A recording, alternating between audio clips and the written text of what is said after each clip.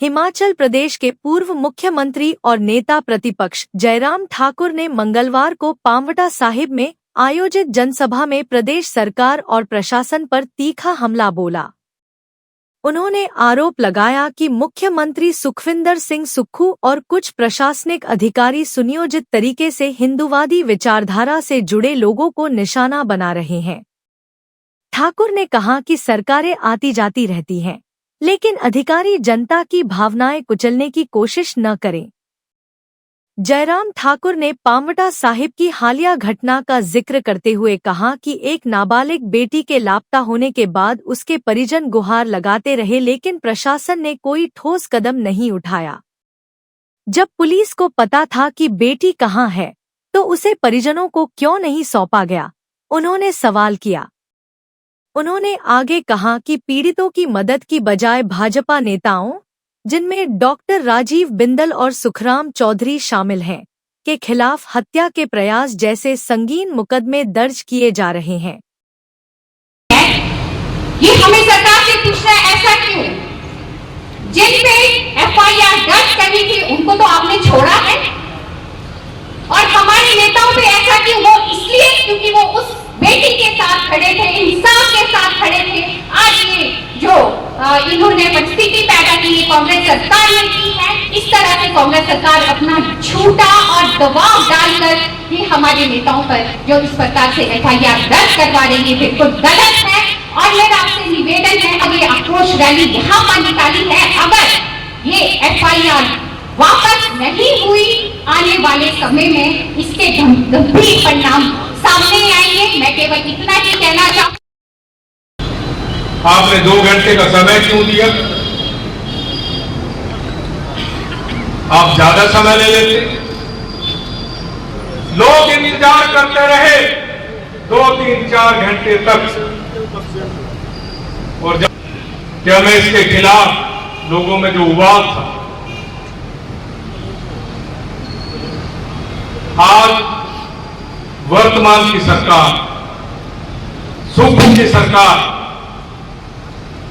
बंगलोर में, कर्नाटक में जाकर भाषण देती है विधानसभा के चुनाव में। हम 94% हिंदूवादी प्रदेश में हिंदूवादी विचारधारा को हरा कर आए हैं। उस बात से पता चलती है 7 लग रही है, 109 लग रही है। मैं प्रशासन से एक बात पूछना चाहता हूं, दोनों तरफ से आए, ये जवाब दे। आपने एक तरफ के लोगों पर तो धारा 307, 109 लगा दी, क्या दूसरी तरफ के लोगों के ऊपर आपने धारा क्यों नहीं लगाई? ये प्रश्न आज विषय है। उनकी धरपकड़ क्यों नहीं हुई?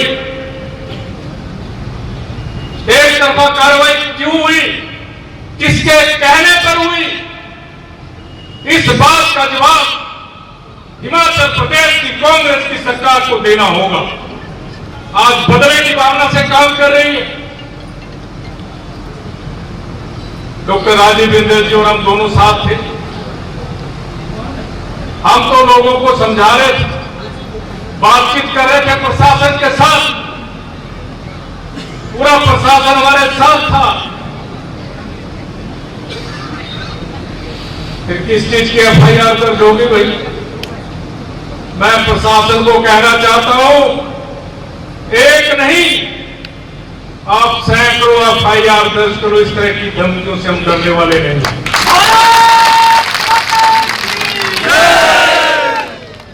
आप इस तरह की बातों से हम डरने वाले नहीं हैं।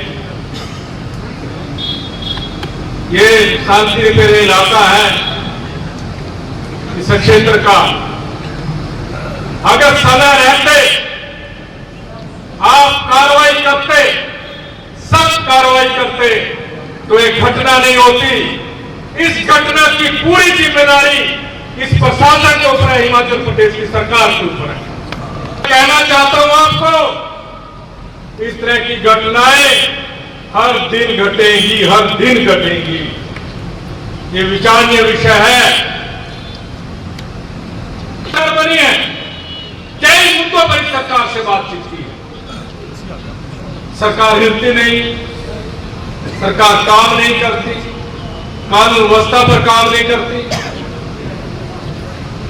आज हम सब लोगों को इस चीज पर चिंतन करने की आवश्यकता है कि जो वर्तमान सरकार है, जो गलती से बनी है, हर व्यक्ति परेशान, हताश, निराश है, किसी को न्याय नहीं मिलता, सभी लोग इस सरकार से बहुत परेशान हैं। जो कानूनी जानकार है उसके अंदर 19 धाराएं लगाई हैं, तरह तरह की 19 धाराएं, और केवल धाराएं नहीं लगाई, हर रोज रात को 15 गाड़ियां पुलिस की निकलती हैं पांवटा साहब से, गांव-गांव में जाती हैं, घरों के किनारे पर और खड़ी हो जाती हैं। दहशत का माहौल होता है। कल रात फतेहपुर के अंदर 5 गाड़ियां एक घर को चारों तरफ से घेर लिया, छत पर भी चढ़ गए। अगर यहाँ आतंकवादी भी आ जाए तो 2 पुलिस वाले नजर नहीं आएंगे, वहां पर 50 पुलिस वालों ने उस घर को घेर लिया। वही दहशत, अरेस्ट कर लो, सब कौम जाने के लिए तैयार है, जेल में लगेंगे। को जख्म दिए, जब इन्होंने 2.5 साल में इस जनता को जख्म दिए, अब इनके पास देने को कुछ नहीं रहा। अब ये जेल की सलाखें देने की तैयारी कर रहे हैं। ना तो 1500 रुपए दिए, ना 1 लाख सरकारी नौकरियां दी, ना 5 लाख रोजगार दिए, ना 300 यूनिट बिजली फ्री दी, और उसके उल्टा महंगाई बढ़ा दी। और अब बोलते हैं कोई सरकार नहीं दे सकती। अरे नहीं दे सकती, ये झूठ के सहारे तुम सत्ता में आए थे। आज जनता का ध्यान बटाने के लिए पुलिस को लाठियों के साथ, डंडों के साथ आपने लेस कर दिया। 97% का जो तुमने राग किया था, वो पिछले कल पांवटा साहब के अंदर भी प्रेस कॉन्फ्रेंस में कांग्रेस के नेता ने बोला, उसकी रिकॉर्डिंग सब आपके पास है। उसने कहा, सुक्खू भाई ने ठीक ही बोला था, 97% हिंदू आबादी को हराकर मैं सत्ता में आया हूं। सच में गलती तो हमारी और आपकी है, जिन्होंने इनको सत्ता में बैठाया और इन्होंने कहा कि हिंदू समाज तो हमारे आगे पीछे घूमता है, इसलिए ये तो हमारे और पद चिन्हों पर चलने वाले लोग। छोटा सा कार्यक्रम हुआ, वो शांतिपूर्वक वहां चल रहा था। जिन्होंने पत्थर मारे, और मजे की बात यह है, आप FIR पढ़िए, मीडिया के साथ ही दिया जरा FIR पढ़िए, उसमें लिखा है कि घर की छत से कीरतपुर में पथराव हुआ, उसके कारण पुलिस को चोटें आई। FIR में लिखा है, FIR में सबसे पहले यही लिखा है, जब पथराव से चोटें आई तो जान से मारने का मुकदमा चौधरी सुखराम के ऊपर, उन लड़कों के ऊपर जो 4 लोग जेल में, और चौधरी सुखराम जी के साथ बैठे थे, और जहां वो बैठे थे वहीं पर एडिशनल SP और DSP और SP साथ खड़े थे, SDM भी वहीं पर। में किस तरह का विकार आ जाता है, इस बात का उदाहरण अगर देखने को अगर मिलता है तो मुझे लगता है कि वर्तमान सरकार का जो मुखिया है, उनके काम करने के तौर तरीके से, उनके व्यवहार से मिलता है। और चुनाव के परिणाम निकले, थोड़ा सा अंतर रह गया, वो सत्ता में आ गए। उम्मीदों को थी कि नहीं थी मुख्यमंत्री बनने की, लेकिन मुख्यमंत्री बन गए। और मुख्यमंत्री बनने के बाद पहला बयान उनका सार्वजनिक रूप से जो आप लोगों ने भी सुना, आप लोगों ने भी देखा, वो यही था कि मैं उस हिमाचल प्रदेश में उस पार्टी को हरा करके आया हूं जिसकी विचारधारा हिंदुत्व की है, 97% हिंदूवादी पार्टी को हरा करके आया। ये सोच स्वस्थ सोच नहीं है, मैं एक विकृत सोच का परिदर्शन मुख्यमंत्री जी कर रहे हैं, माध्यम से जाहिर हो रहे हैं के लिए आए थे। लेकिन यहां विषय जो है, मुझे लगता है कि इससे महत्वपूर्ण और कोई हो नहीं सकता है जिस पर हम बात कर रहे हैं।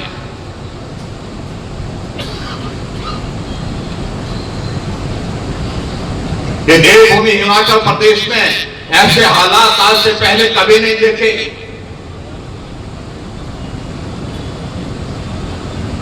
यहां की घटना पर मैं थोड़ा बाद में आता हूं, लेकिन मैं घटना शिमला में संडोली की घटना होती है। अवैध तरीके से निर्माण हुआ उस भवन का, जिसको समुदाय के लोगों ने भी स्वीकार किया कि अवैध निर्माण है। लेकिन हिंदू समाज जब इसका प्रदर्शन करने के लिए बाहर निकलता है तो लाठीचार्ज होता है, 307 के मामले दर्ज किए जाते हैं। सड़कों के किनारे पड़े हुए पत्थर जिनको मारा नहीं गया था, उठाया नहीं गया था, पुलिस के एक अधिकारी द्वारा उनको उठा करके डॉक्टर के सामने शिमला में आईजीएमसी में प्रस्तुत किया गया और कहा गया कि आप इस पर लिख करके दीजिए, ये 2 किलो का वजन का पत्थर आपके सामने रखा है, क्या इसके मारने से किसी की जान जा सकती है? जिस पत्थर को ना लोगों ने देखा, जिस पत्थर को ना लोगों ने मारा, जिस पत्थर की कोई वजह नहीं बनती थी, वो पत्थर उठा करके डॉक्टर के सामने वहां पर रखा।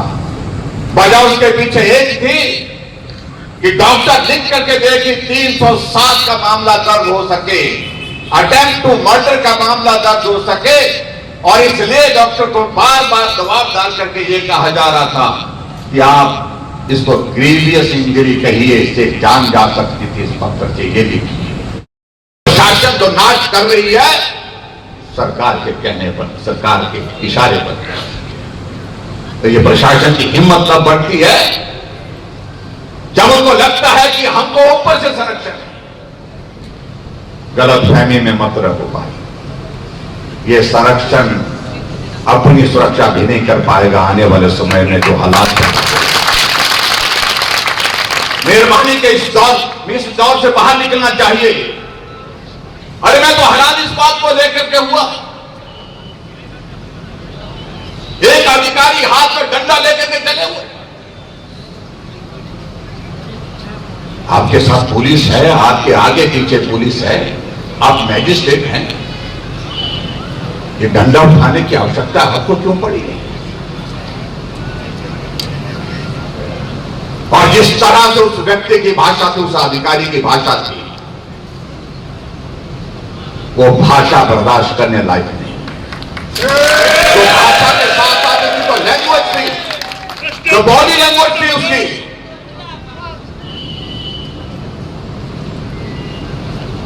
मुझे मालूम नहीं क्या नाम अधिकारी का है, कोई बोर्ड, कोई कीमा है क्या मालूम नहीं।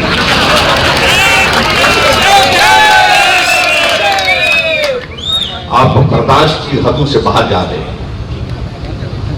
सीमा मरे।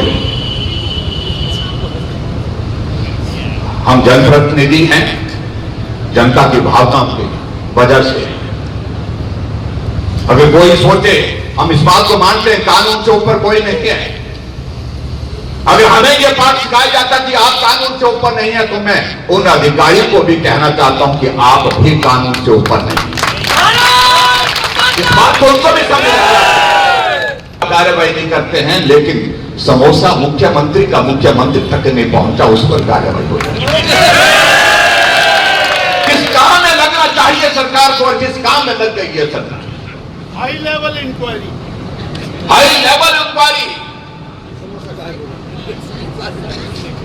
आज तक के इतिहास में हमने हिमाचल प्रदेश में क्या, मुझे लगता है कि पूरी देश भर ने इस तरह से देखा कि जिस तरह का मजाक वर्तमान सरकार की बना, कभी किसी चीज का आखिरकार घर से बेटी गायब हुई है, उस पर जांच नहीं होती।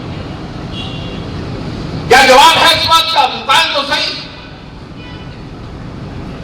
बताने की हालत में। और मैं इस बात को बड़ा साफ कहना चाह रहा हूं, हमने हिमाचल प्रदेश में बहुत सारे नेताओं के साथ काम किया है, सत्ता में रहे, विपक्ष में रहे। ये चीजों की हमको आदत है, ये धाराएं, ये सारी चीजें करने जो आप बोलते हैं कि हम इस तरह से करा देंगे, कोई फर्क नहीं पड़ता है। अगर आज भी अगर आपको मामला दर्ज करना है तो हम यहां पर खड़े हैं, हमारे ऊपर मामला दर्ज करें। रही है, आओ हम सब चलते हैं, हमको गिरफ्तार करके रखिए, अंदर रखिए। क्या संदेश देना चाह रहे? हिमाचल प्रदेश में वीरभद्र सिंह जी की सरकार जो हमने देखी लंबे समय तक रही, लेकिन जिस प्रकार से ओछी हरकतों पर वर्तमान सरकार का कामकाज चल रहा है, ये कभी नहीं देखा। अगर आपने जो जितने लोगों को गिरफ्तार किया है उनको तुरंत रिहा नहीं किया, ये पौंटा तक बात नहीं रहेगी, सिरमौर तक बात नहीं रहेगी, ये पूरे हिमाचल प्रदेश में बात देने करके चलिए कि आप जानबूझ करके हालत पैदा करने की कोशिश कर रहे हैं, क्योंकि हिमाचल प्रदेश में मुख्यमंत्री तो चाहते हैं कि ऐसी चीजों का आनंद लेते हैं, उनको आदत पड़ी है इन चीजों का आनंद लेने की। है कि मैं बहुत शक्तिशाली हो गया, आदमी की ऐसी हो जाती है, उसका लगता है कि मैं सबसे ऊपर हूं, ये सबसे नीचे है, मैं कुचल सकता हूं, दबा सकता हूं, जो करना वो कर सकता हूं। ये कभी अगर गलतफहमी में जिस तरह की गलतफहमी जब पैदा हो जाती है तो आदमी का स्वभाव इसी तरह का हो जाता है। मैं 5 साल मुख्यमंत्री रहा हिमाचल प्रदेश में, काम पर फोकस किया, बदले की भावना से हमने पहले दिन कहा कि हम बदले की भावना से काम नहीं करेंगे। नहीं है कि chief engineer, gazetted class 1 officer, tribal का ऑफिसर, ईमानदार ऑफिसर, उसकी मृत्यु हुई है या उसकी आत्महत्या हुई है, उसकी हत्या हुई है या आत्महत्या हुई है, इस पर अब जो है जांच जो है चल रही है, इसलिए हम इस पर ज्यादा नहीं बोल रहे। इसके पीछे यही तरीका दबा करके चलिए, कुचल करके चलिए, किसी के मत सुनिए, और उस दबाव के चलते उस आदमी की, उस इंजीनियर की जिंदगी चलेगी। इसके लिए अगर दोषी है तो सरकार दोषी है, प्रशासन दोषी है कि इस घटना को इस अंजाम तक पहुंचाने के लिए कोई और दोषी नहीं है। मां बाप ने तो सिर्फ इतना ही निवेदन किया था कि बेटी गुम है, बेटी हमको दे देंगे। पुलिस को मालूम था बेटी कहां है, आपके पास बेटी दे देंगे, लेकिन उसके मायने क्या है? उसका मायने यही है कि बेटी और वो जो घर, जिसके घर में वो बेटी चले गई थी, आपको जानकारी थी, तभी हम कह सकते हैं कि 12 बजे तक हम आपको उनको सपुर्द कर दें।